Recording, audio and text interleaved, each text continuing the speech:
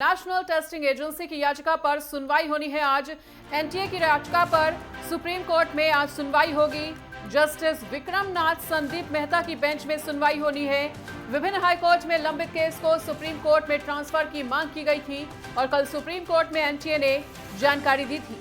23 जून को 1563 छात्रों की दोबारा से परीक्षा होगी। ग्रेस मार्क्स को खत्म करने की जानकारी भी कोर्ट में दी गई थी। तो बड़ी खबर के साथ लगातार बने हुए हैं। ग्रेस मार्क्स को खत्म करने की जानकारी भी कोर्ट ने दी थी और नेशनल टेस्टिंग एजेंसी की याचिका पर आज एक बार फिर से सुनवाई होनी है। आपको बता दें कि एनटीए की याचिका पर सुप्रीम कोर्ट में सुनवाई होगी और जस्टिस विक्रम नाथ संदीप मेहता की बेंच में यह सुनवाई होने जा रही है। विभिन्न हाई कोर्ट में लंबित केस को सुप्रीम कोर्ट में ट्रांसफर करने की याचिका थी। कल सुप्रीम कोर्ट में एनटीए ने जानकारी भी दी थी और 23 जून को 1563 छात्रों की दोबारा से परीक्षा होगी। ग्रेस मार्क्स को खत्म करने की जानकारी भी कोर्ट में दी गई है। तो नेशनल टेस्टिंग एजेंसी की याचिका पर सुनवाई को लेकर ये बड़ा अपडेट, बड़ी जानकारी साझा कर रहे हैं। एनटीए की याचिका पर सुप्रीम कोर्ट में सुनवाई होगी।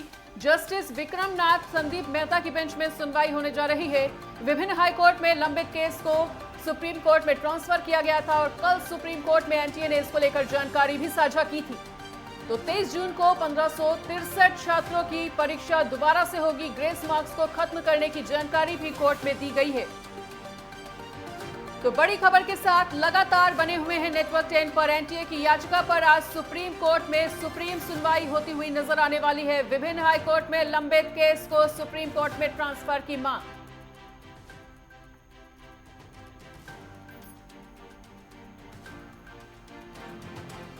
और इस बीच हमारे विशेष संवाददाता राजकुमार चौधरी हमारे साथ जुड़ चुके हैं इसी बड़ी खबर पर अधिक जानकारी के लिए। तो राजकुमार, नेशनल टेस्टिंग एजेंसी की याचिका पर आज सुनवाई किस तरह से होती हुई नजर आने वाली है, क्या कुछ अन्य जानकारी?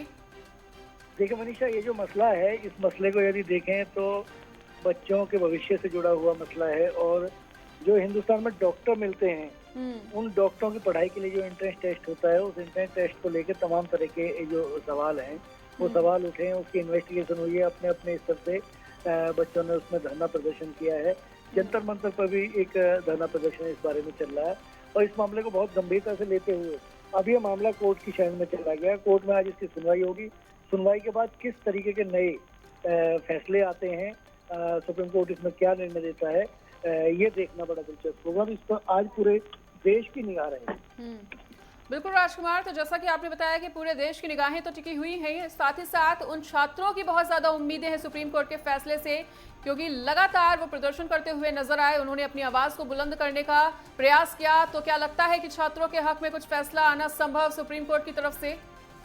देखिए मनीषा, फैसला क्या आएगा इस बारे में कुछ भी कहना जल्दबाजी होगा, क्योंकि ये दोनों पक्षों को सुनने के लिए सुप्रीम कोर्ट में सुनवाई है और दोनों पक्षों को सुनने का प्रयास किया जाएगा, जिसमें छात्रों की तरफ से अपनी एक जो तथ्य हैं वो दिए गए हैं कि किस तरीके से इस पूरे मामले में उनके साथ जो अनियमितता है वो बरती जा रही है और उस पर आज कोर्ट का किस तरीके का निर्णय होगा। कोर्ट के दोनों तरफ से वकील जो हैं अपने अपने तथ्यों को रखेंगे। अभी तक ये मामला जो है वो केवल मीडिया की सुर्खी बना हुआ था। सुप्रीम कोर्ट से जो निर्णय आएगा, हालांकि सरकार ने जिस तरीके से सर्व शिक्षा मंत्री धर्मेंद्र प्रधान ने अपनी तरफ से एक बयान भी जारी किया और एक प्रेस कॉन्फ्रेंस करके बिल्कुल स्पष्ट तौर पर कहा कि इस मसले में कोई भी पर्चा लीक होने जैसी संभावनाएं जो बताई जा रही हैं, उसकी जो खबरें हैं उन खबरों में कोई आधार नहीं है, वो निराधार खबरें हैं। और जो बच्चे जिनको इसमें लाभ मिलना था, 1600 के आसपास वो बच्चे हैं, उनको दोबारा मौका मिला है। लेकिन आज कोर्ट का जो निर्णय आता है इस पर सभी की निगाहें बनी रहेंगी और उसका हमें